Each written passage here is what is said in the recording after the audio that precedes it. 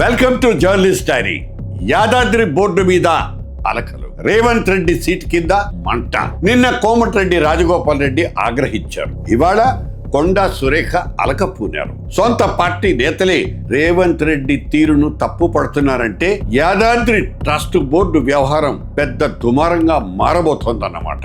ఇక్కడ కాంగ్రెస్ నాయకులే కాదు, సామాన్యుల నుంచి కూడా ఒక ప్రశ్న ఎదురవుతోంది. దేవుడి గుడిలో కూడా రాజకీయాల గుదిబండలేనా? యాదాద్రి ట్రస్ట్ బోర్డు ఏర్పాటు కాంగ్రెస్ పార్టీలో ఎందుకు రచ్చలేపుతోంది? అసలు విషయంలోకి వద్దాం. తెలంగాణ తిరుపతిగా పేరున్న యాదాద్రికి కాంగ్రెస్ ప్రస్తుతం కొత్త ట్రస్ట్ బోర్డు ప్రకటించింది. కానీ ఈ నిర్ణయం భక్తిని పెంచాల్సింది పోయి సొంత పార్టీలోనే రాజకీయ చిచ్చు రేపుతోంది. ఎందుకంటే సీఎం రేవంత్ రెడ్డి ఏకపక్షంగా బోర్డును ప్రకటించారన్నది ప్రధాన ఆరోపణ. స్వయంగా ఇదే ప్రాంతానికి చెందిన కాంగ్రెస్ నేతలు దీని మీద చాలా గుర్రుగా ఉన్నారు. స్వయంగా దేవాదాయ శాఖ మంత్రి కొండా సురేఖకే కనీస సమాచారం లేదని చెప్తున్నారు. అందుకే ఆమె అలిగి లేటెస్ట్ గా జరిగిన కేబినెట్ భేటీకే డుమ్మా కొట్టారన్నది వార్త.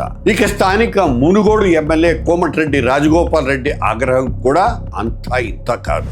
ప్రభుత్వ పెద్దల షో యాప్ ప్రజలకు నచ్చదంటూ ఏకంగా నల్గొండలో జరిగిన సీఎం సభనే ఆయన బహిష్కరించేశారు. తనను కనీసం కన్సల్ట్ కూడా చేయకుండానే, సంప్రదించకుండానే తన ప్రాంతంలోని టెంపుల్స్ కి బోర్డుని నియమిస్తారా అనేది ఆయన ప్రశ్న. అసలు మంత్రివర్గంలో చోటు దక్కక చాలా ఫ్రస్ట్రేషన్ లో ఉన్న రాజగోపాల్ యాదాద్రి బోర్డులో ఆంధ్ర పేర్లు చూసి చిర్రెత్తిపోతున్నారు. సోషల్ మీడియాలో అయితే ఒకటే చర్చ, ఇది తెలంగాణ బోర్డా లేక ఏపీ బోర్డా అని.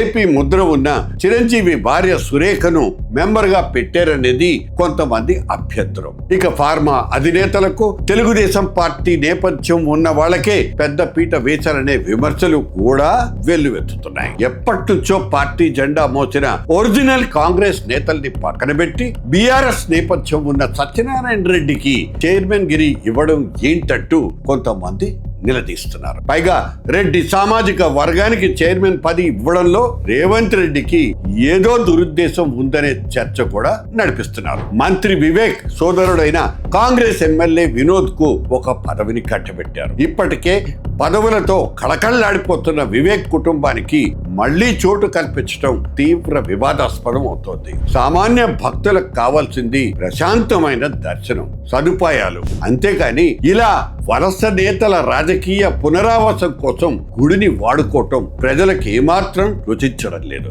టీపీసీసీ చీఫ్ మహేష్ కుమార్ గౌడ్ సైతం ఈ అసంతృప్తి నిజమే అంటున్నారు. మొత్తానికి అలకలు, ఆరోపణలు, విమర్శలతో ఈ టాపిక్ హాట్ గానే నడుస్తోంది. పార్టీ సీనియర్ల ఫిర్యాదులు ఢిల్లీకి కూడా చేరిపోయాయి.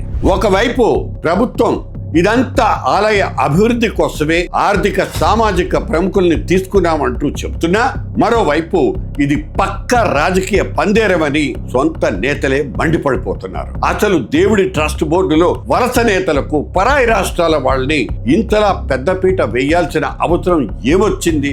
ఇటువంటి చాలా ప్రశ్నలు కూడా తలెత్తుతున్నాయి. కాంగ్రెస్ అధిష్టానం ఇటువంటి అసమ్మతి మంటల్ని ఆర్పగలదా అన్నది కూడా ఒక సందేహంగా మారింది. ఎందుకంటే రేవంత్ చేతుల్లోనే పగ్గాలున్నాయి. నిర్ణయాలు తీసుకునే స్వేచ్ఛ సీఎంకు ఉంది. కానీ ఒంటెద్దు పోకడలు పోతే సొంత పునాదులకే ముప్పన్న విషయాన్ని ఆయనకు సొంత పార్టీ వాళ్లే పదే గుర్తు చేయాల్సి వస్తోంది. ఇదే అస్సలు బాటం లైన్.